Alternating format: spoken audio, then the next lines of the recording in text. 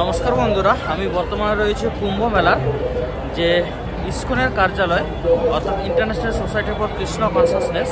আপনারা প্রত্যেকেই জানেন যে শ্রী কৃষ্ণমৃতর যে মন্দির সেটাকে বলা হয় ইসকন। তো কুম্ভ মেলার মধ্যেও প্রত্যেকটা সংস্থার যেহেতু নিবাস রয়েছে, তাই আমাদের ইসকনের তরফ থেকেও রয়েছে। এবং আমরা যদি ইসকনের মন্দিরের একদম প্রবেশদ্বারে যাই তাহলে এখানে আমাদের বজরংবলীর একটা প্রতিমা রয়েছে এবং প্রভু শ্রী রামজিকে হাতে ধরে রয়েছে। চলুন এবার ভেতরে প্রবেশ করে ভিতরে কি কি রয়েছে সেগুলো দর্শন করি।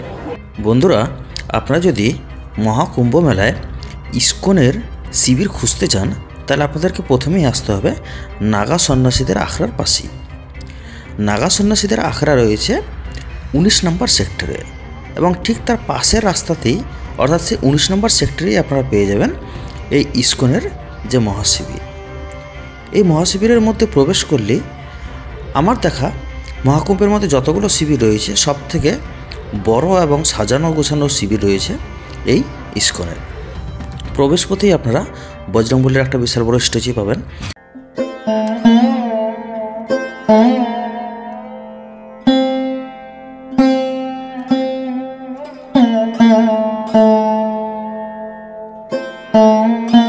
তার কিছুটা সামনে গেলেই আমাদের যে রাধাকৃষ্ণের যে রাসলীলার কিছু চিত্র পেয়ে যাবেন।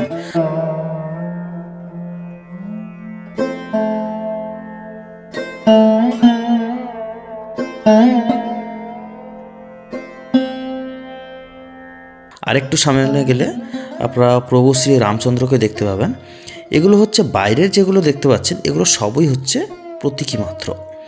আসল যে মন্দিরটা সেটা কিন্তু ভেতরে রয়েছে এবং ভেতরে শ্রী প্রভুপাদ ছাড়াও এখানে জগন্নাথ মন্দিরও রয়েছে এবং শ্রীকৃষ্ণেরও একটা মন্দির রয়েছে, অর্থাৎ মূল মন্দিরটা ভেতরে রয়েছে এবং বাইরে এগুলো হচ্ছে পুরোটাই সাজানো। আপনারা চাইলে সেখানে ভজন কীর্তন সবই করতে পারেন এবং সব থেকে যেটা উপকারী জিনিস সেটা হচ্ছে এখানে কিন্তু জনসাধারণের জন্য ভোজনেরও বন্দোবস্ত রয়েছে।